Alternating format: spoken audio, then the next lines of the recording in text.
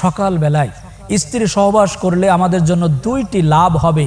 আমরা আজকে সকাল বেলায় স্ত্রী সহবাসে যে উপকারিতা আমরা লাভ করতে পারবো তার মধ্যে অন্যতম হলো দুইটি। এই দুইটি আজকে জানার বোঝার চেষ্টা করবো ইনশাআল্লাহ। সম্মানীয় দর্শক শ্রোতা ভাই এবং বোনেরা, পৃথিবীর যে প্রান্ত থেকে দেখছেন শুনছেন সকলকে অন্তরের অন্তঃস্থল থেকে শুভেচ্ছা স্বাগত অভিনন্দন জানাচ্ছি। সকাল বেলায় স্ত্রী সহবাস করলে আমাদের জন্য দুইটি লাভ হবে।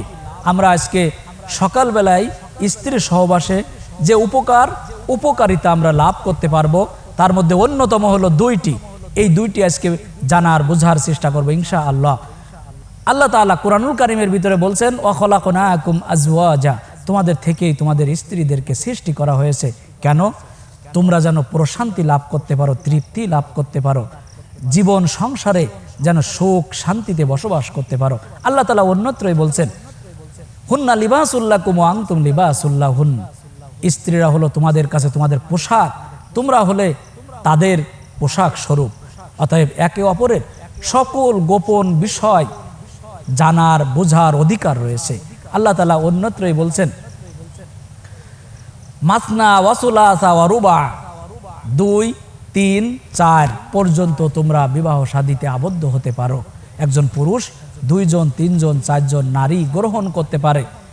আজকে আমরা জানবো আল্লাহ রাসূল সাল্লাল্লাহু আলাইহি ওয়াসাল্লাম স্ত্রী সহবাসের ক্ষেত্রে যে বিধান দিয়েছেন, যে পদ্ধতি বলেছেন, সেই পদ্ধতির ভিতরে একটি সময় খুবই গুরুত্বপূর্ণ।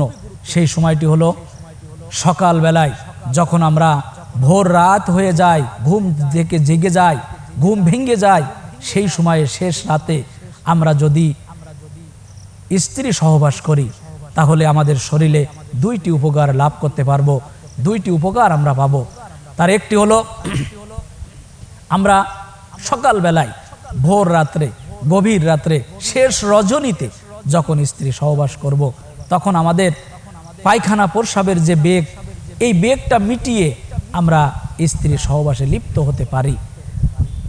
এই লিপ্ত হওয়ার কারণে আমরা স্ত্রী সহবাস করার পরে পাক পবিত্র হওয়ার জন্য আমরা গোসল করি। এই গোসল করার পরেই আমাদের ফজরের নামাজের সময় হয়ে যায়।